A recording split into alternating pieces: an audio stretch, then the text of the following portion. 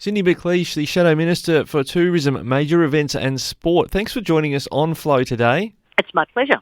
Now, the Melbourne Show has been cancelled for one of the only times in its very long history. Is that right? Absolutely. Do you know the show has been going since 1848 and it's been cancelled only twice, both times during war.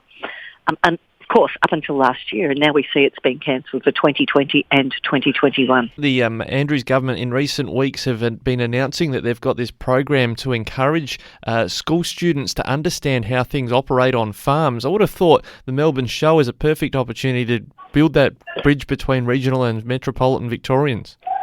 Oh, look, that's one of the key aims, of the Royal Melbourne Show, because city kids don't get to see cattle, they don't get to see horses particularly, except around a racetrack perhaps.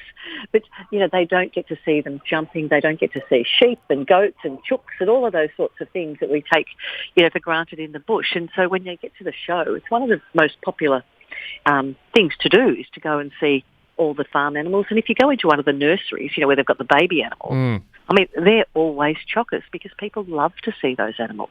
Yeah, it is good to build those bridges with metropolitan people. And that timing of that Melbourne Show was very close to the AFL Grand Final. The opposition, you're concerned about what that might mean or signal for the Grand Final as well? Absolutely.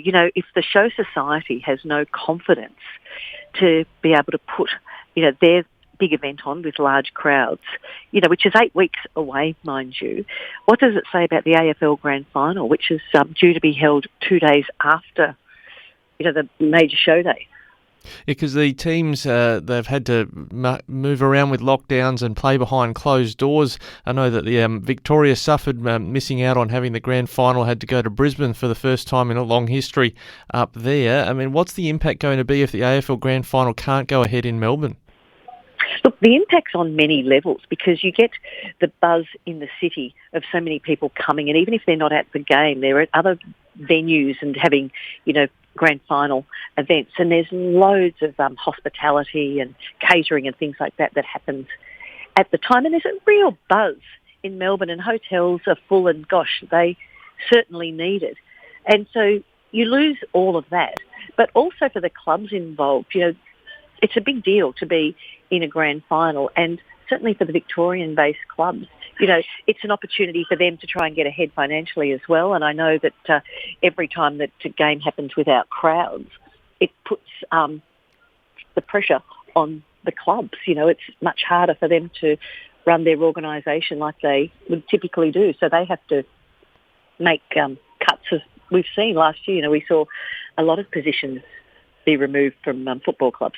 Well, we saw earlier in the year, we were talking with your Shadow Minister, Tim Bull, for Veterans Affairs about Anzac Day, and a very early call was made by the Andrews government that was off. Do we need some more predictability for major events going forward from the Andrews government? They seem to be confident in knocking off Anzac Day, but they left other things really hanging till close to the event. Absolutely, and you can't be picking and choosing what events goes ahead. We've lost the Grand Prix as well. Not only was that supposed to be earlier in the year, but then they postponed it to, the springtime, and now they've had to say no to that because of the confidence. So what we need a roadmap, we need a plan, we need to know what are the triggers.